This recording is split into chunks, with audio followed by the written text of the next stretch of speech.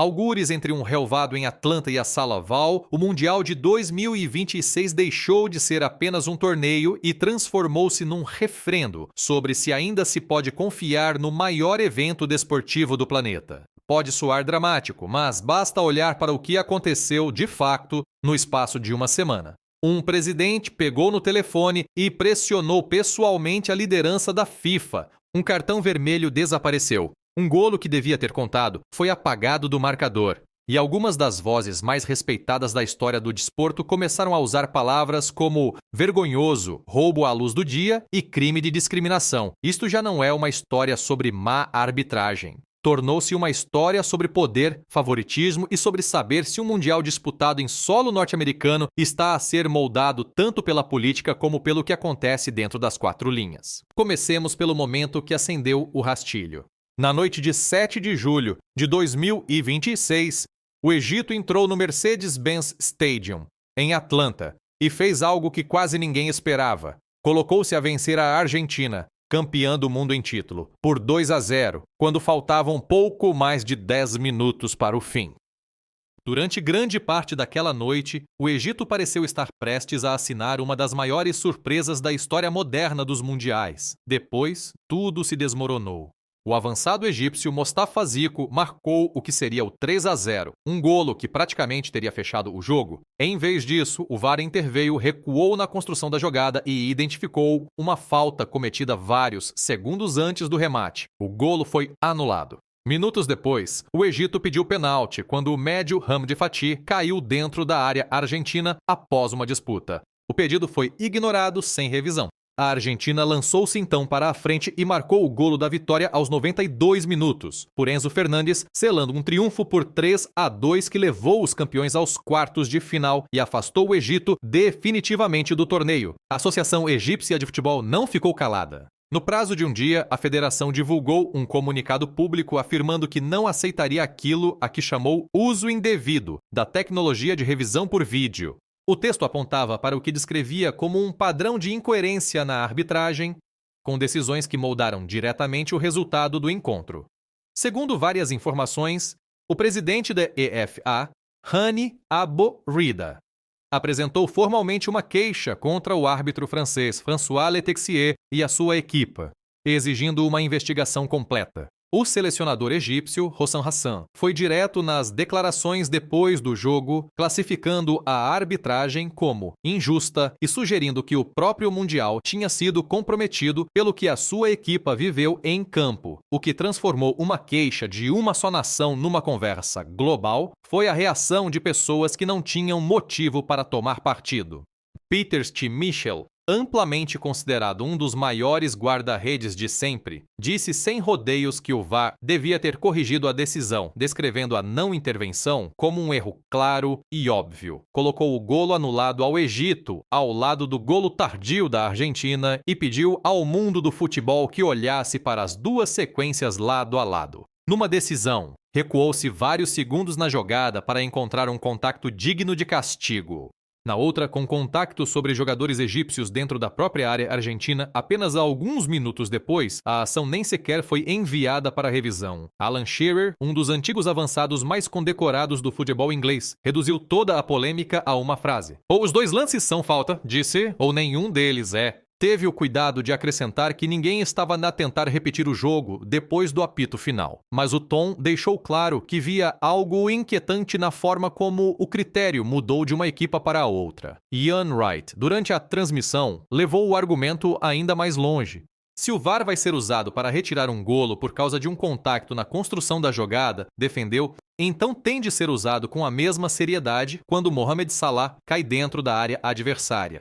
Não se pode construir um sistema, disse ele, que aponte apenas numa direção. Dale Johnson, correspondente de futebol que há anos acompanha os organismos que governam a modalidade, escreveu que o golo anulado ao Egito ia completamente contra a forma como o resto do torneio tinha sido arbitrado. Argumentou que os árbitros não podem deixar passar contactos menores durante um jogo inteiro e, de repente, aplicar um critério rígido no momento em que isso beneficia uma equipa específica. Chamou-lhe exatamente aquilo que parecia: uma contradição que não pode existir seletivamente. E segundo várias notícias divulgadas depois do encontro, O experiente treinador José Mourinho, nunca tímido no uso de linguagem forte, descreveu o que aconteceu como um roubo à luz do dia, expressão que pegou quase de imediato nos meios desportivos. Para sermos justos com a FIFA e com os árbitros em campo, a explicação técnica, isoladamente, não é absurda. Houve contacto na construção do golo anulado a Zico. Segundo o protocolo do VAR, qualquer falta que conduza diretamente a um golo pode ser revista e, se for confirmada, o golo pode ser invalidado. A FIFA defendeu a decisão precisamente com esse raciocínio. O problema, como quase todas as vozes credíveis do futebol assinalaram, não é saber se essa decisão específica era tecnicamente defensável em isolamento. É que o mesmo critério não foi aplicado quando a jogada do golo da vitória da Argentina se desenrolou poucos minutos depois. Um torneio não pode reclamar consistência, enquanto aplica 2 limiares diferentes a 2 equipas diferentes dentro dos mesmos 90 minutos. Esta controvérsia não surgiu do nada. Caiu em cima de um escândalo que já tinha abalado o torneio dias antes, um caso que levou um presidente norte-americano em funções diretamente para o processo de decisão da FIFA. O avançado dos Estados Unidos Folarin Balogun recebeu cartão vermelho direto na vitória norte-americana sobre a Bósnia e Herzegovina na fase de grupos, depois de uma entrada que o árbitro Rafael Claus reviu com apoio do vídeo e classificou como conduta violenta. Pelas regras normais, aquele vermelho devia ter provocado uma suspensão automática de um jogo, afastando Balogun do duelo seguinte dos oitavos de final contra a Bélgica. Em vez disso, a comissão disciplinar da FIFA suspendeu a sanção durante um ano inteiro, citando uma norma que permite que castigos fiquem em pausa em vez de serem cumpridos de imediato. A Federação Belga reagiu com incredulidade aberta, chamando a medida inédita na história do Mundial e afirmando que estava a analisar todas as opções disponíveis. A UEFA foi mais longe, publicando um comunicado em que acusou a FIFA de ultrapassar uma linha vermelha e de colocar em risco a integridade de toda a competição. O organismo europeu salientou que uma suspensão automática após um cartão vermelho não deve ser discricionária e que dobrar a regra para um jogador a meio de um torneio cria um precedente, que mina todos os outros jogadores que cumpriram uma suspensão idêntica sem exceção. Depois veio o detalhe, que transformou uma disputa disciplinar numa história política. Segundo a estação norte-americana ABC, o presidente Trump ligou pessoalmente ao presidente da FIFA, Gianni Infantino, na semana anterior à decisão, pedindo-lhe que revisse o cartão vermelho de Balogun. Mais tarde, Trump publicou uma mensagem a agradecer à FIFA, aquilo a que chamou reversão de uma grande injustiça. Infantino, questionado diretamente sobre a chamada, confirmou que ela aconteceu, mas insistiu que os órgãos judiciais da FIFA se mantiveram totalmente independentes ao chegar à sua conclusão. Se essa chamada influenciou ou não o resultado, é impossível de provar a partir de fora e importa ser cuidadoso aqui, pois não surgiu qualquer prova de que a decisão tenha sido tomada por pressão política e não pelo próprio código disciplinar, mas a imagem era impossível de ignorar. Um presidente norte-americano a pressionar o chefe do organismo máximo do futebol mundial, seguido quase de imediato por uma decisão que beneficiou a seleção anfitriã dos Estados Unidos, criou exatamente o tipo de aparência que alimenta suspeitas mesmo quando os factos de base continuam nebulosos. O antigo guarda-redes alemão, Oliver Kahn, respondeu com sarcasmo aberto, perguntando por que razão a FIFA não voltava atrás para cancelar também um cartão amarelo da final do Mundial de 2002, uma farpa dirigida à ideia de que antigos registros disciplinares estavam subitamente disponíveis para renegociação. Jürgen Klopp, cujo peso na modalidade atravessa federações e bancadas, também não se conteve. Chamou vergonhosa a forma como a FIFA geriu o caso Balogun e disse claramente que aquilo já não lhe parecia o seu desporto. Perguntou que tipo de mensagem essa decisão enviava a todos os que acompanhavam o torneio. E depois lançou a frase que desde então tem sido repetida em comentários desportivos por todo o lado. Este é o nosso desporto, não o deles, apontando esse deles diretamente ao organismo que tomou a decisão. Essa frase tornou-se a ponte entre o escândalo Balogun e o que aconteceu com o Egito poucos dias depois, porque ambos os momentos apontam para o mesmo receio de fundo, que as decisões dentro deste Mundial não estejam a ser tomadas com um critério igual para todas as nações em campo. Se abrirmos ainda mais o plano, começa a formar-se um padrão em torno de uma equipa específica. Durante a fase de grupos, Alexis McAllister, da Argentina, contactou por trás um adversário austríaco na construção de um golo marcado por Lionel Messi, um remate que também levou Messi a ultrapassar Cristiano Ronaldo como o melhor marcador da história dos mundiais. O árbitro deixou seguir e nenhuma revisão foi acionada. A equipe austríaca levantou objeções na altura e o próprio Schmeichel observou que o golo trazia aquilo a que chamou um asterisco, que nenhuma celebração podia apagar. Agora junte-se isso ao que aconteceu contra o Egito. 2 jogos, 2 situações contestadas de VAR, ambas envolvendo a Argentina e ambos os desfechos inclinados a favor dos campeões. Ninguém sério está possa falar de manipulação de resultados ou suborno. O que se está a apontar, repetidamente e por vozes credíveis, é que a mesma equipa continua a acabar do lado feliz de decisões que podiam ter caído para qualquer lado. E isso basta para levantar perguntas desconfortáveis sobre se o VAR está a ser aplicado com igual escrutínio nas duas direções. Alguns analistas contestaram o enquadramento mais duro. Vários comentadores respeitados defenderam que dizer que o Egito foi roubado talvez seja uma expressão demasiado forte, sugerindo antes que tanto o árbitro como a equipa de vídeo estavam a lidar com lances genuinamente de 50% e que a Argentina simplesmente ficou do lado certo em vários deles. É um ponto justo se for visto isoladamente, porque decisões divididas fazem parte do futebol e sempre farão.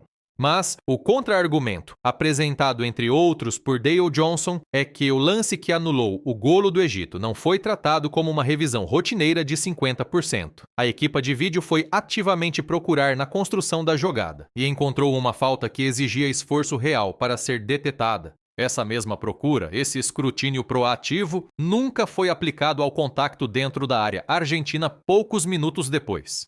Quando as oportunidades de uma equipa são passadas a pente fino e as da outra não, o desequilíbrio deixa de parecer acidental, mesmo que ninguém consiga provar intenção a partir de fora. O peso político de tudo isto tornou-se maior quando Mohamed El-Baradei, egípcio laureado com o Nobel da Paz e antigo diretor-geral da Agência Internacional de Energia Atômica, interveio publicamente. Escreveu que a FIFA tinha perdido uma grande parte da sua credibilidade e confiança por razões que, segundo ele, eram conhecidas de todos os que seguiam o torneio. Não é um comentário de alguém de dentro do futebol, nem de um antigo jogador à procura de manchetes. É uma declaração de alguém cuja reputação assenta em décadas de trabalho na diplomacia internacional e na supervisão nuclear e sinaliza que a controvérsia já viajou muito além das páginas desportivas, entrando em conversas mais amplas sobre confiança institucional. Quando uma figura com este peso global se sente obrigada a falar publicamente sobre as decisões de um organismo desportivo, a história já ultrapassou claramente o jogo.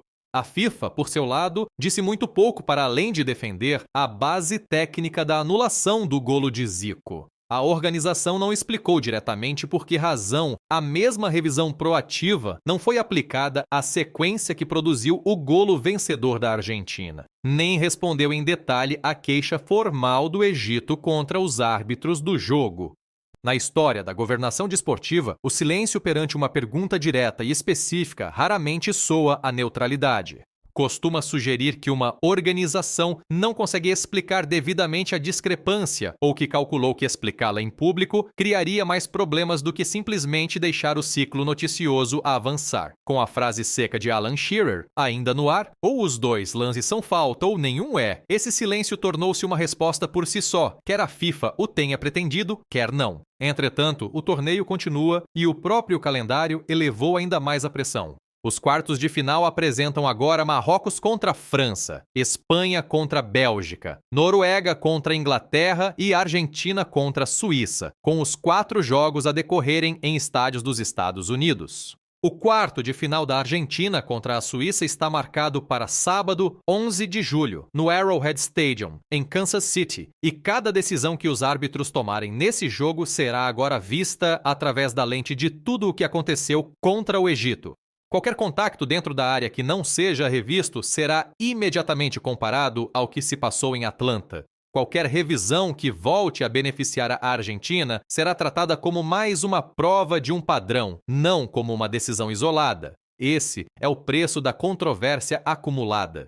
ela acompanha uma equipa em todos os jogos que restam, independentemente do que aconteça em campo, e coloca pressão sobre os árbitros para provarem publicamente e de imediato que o critério que aplicam à Argentina é exatamente o mesmo que aplicam a todos os outros que continuam na competição. Há também uma corrente política mais ampla por baixo de tudo isto que merece ser nomeada diretamente, mesmo quando continua a ser especulação e não facto confirmado. Este Mundial joga-se nos Estados Unidos, no México e no Canadá, com a nação anfitriã norte-americana a atrair uma atenção política desproporcionada do seu próprio governo em quase todas as fases do torneio. Um presidente em funções intervir pessoalmente num processo disciplinar envolvendo um jogador da seleção anfitriã é, por qualquer medida razoável, um acontecimento extraordinário na história do Mundial. Se essa intervenção moldou o resultado ou apenas coincidiu com ele, é algo que ninguém fora do processo disciplinar interno da FIFA pode afirmar com certeza.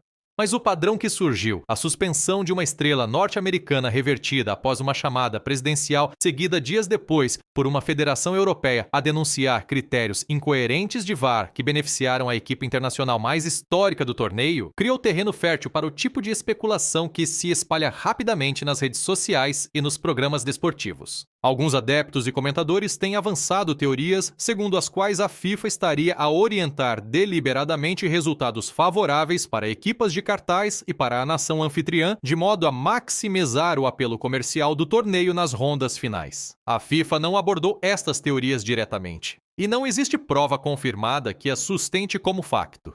Continuam a ser exatamente isso, teorias e especulação pública, não conclusões estabelecidas e devem ser tratadas com a devida cautela mesmo enquanto continuam a circular. O que acontecer a seguir provavelmente determinará como este Mundial será recordado. Se o VAR for aplicado com o mesmo escrutínio proativo a todas as equipas nos quartos de final e nas meias finais, incluindo a Argentina, então poder-se-á defender razoavelmente que o sistema, com todos os seus defeitos, continua a funcionar de forma justa, mesmo quando decisões individuais permanecem discutíveis. Se, pelo contrário, o padrão do jogo do Egito se repetir, se decisões favoráveis continuarem a cair na mesma direção para essa mesma equipa ou para a mesma nação anfitriã, então a conversa que começou com Peter Schmeichel a dizer que o VAR devia ter retirado aquele golo arrisca tornar-se a narrativa definidora de todo o torneio, ofuscando o que quer que aconteça em campo daqui até ao apito final. A FIFA tem 3 dias antes do início dos quartos de final para decidir como quer responder à pergunta que Alan Shearer já fez em voz alta.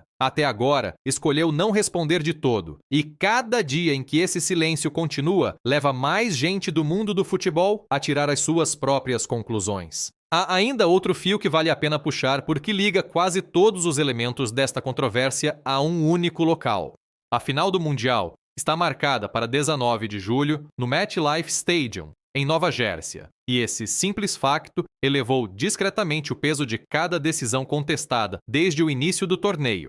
Um Mundial organizado em conjunto pelos Estados Unidos, México e Canadá iria sempre carregar peso político simplesmente pela sua dimensão e pelo seu timing. Mas poucos poderiam ter previsto que as maiores histórias, à entrada das rondas a eliminar, girariam menos em torno de golos e mais em torno de chamadas telefônicas, reversões disciplinares e incoerências no VAR. Comentadores desportivos de vários países começaram a fazer a mesma pergunta incômoda de formas ligeiramente diferentes. Se os incentivos comerciais e políticos do torneio favorecem silenciosamente certos desfechos, essa pressão acaba por chegar à forma como os árbitros são instruídos a aplicar as regras. Ninguém apresentou provas sólidas de que isso aconteça, e seria irresponsável apresentá-lo como facto assente, em vez de uma suspeita que circula entre adeptos, jornalistas e antigos jogadores. Ainda assim, a simples existência dessa suspeita, espalhada por vários continentes e várias federações, diz muito sobre a fragilidade da confiança no torneio a menos de 2 semanas da final.